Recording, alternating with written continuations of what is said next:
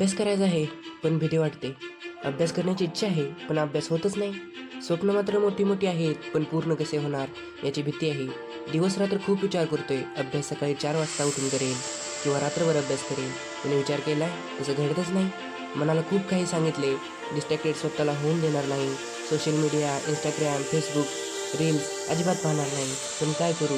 2-3 तास अभ्यास केल्यानंतर कंटाळा येतोय. फोनकडे लक्ष गेलं की 1-2 तास रील्स पाहण्यात कसे गेले कळतच नाही.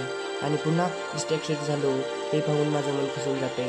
आई वडिलांकडे पाहतो तर मान खाली जाते. वडील शेतात ताबडतोब कष्ट करतायत. आई दुसऱ्यांच्या रानात भांगलायला जाते. त्यांच्याकडे पाहून मनात एक उमेद जागते. चल पुन्हा सुरू करू. जे विद्यार्थी पोलीस भरतीची तयारी करतायत, वेगवेगळ्या स्पर्धा परीक्षांची तयारी करतायत, त्यांच्यासोबत असंच घडतं. पण स्वतःला कधी हारून द्यायचं नाही. अपयश आलं तरी चालेल पण जिद्द सोडायची नाही.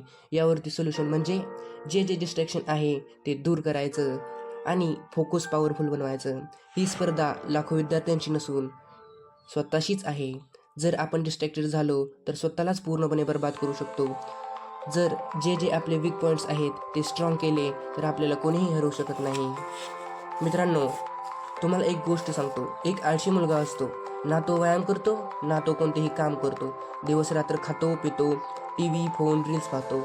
यामुळे त्याचे वजन खूप वाढते. त्याची आई त्याला वजन कमी करण्यासाठी जिम ट्रेनरकडे नेते. जिम ट्रेनर त्याला 2 ऑप्शन देतात. एक ऑप्शन, रोज 10 मिनिटं रनिंग कर 1 महिन्यासाठी. आणि सेकंड ऑप्शन, 1 महिन्यामध्ये 3 ते 4 दिवस रोज 4 तास व्यायाम करणे. तुम्ही असता तर कोणता ऑप्शन सिलेक्ट केला असता? ऑब्वियसली ऑप्शन 1, कारण ते सोपे आहे. आणि त्या मुलाने पण ऑप्शन 1च सिलेक्ट केला. 1 महिन्यानंतर त्याचे वजन हळूहळू कमी होत चालले आणि काही महिन्यांनी तो फिट झाला. यावरती आपल्याला काय समजतं की कन्सिस्टन्सी खूप महत्त्वाची आहे. आपण आठवड्यातून 2 ते 4 दिवस सातत्याने अभ्यास करतो.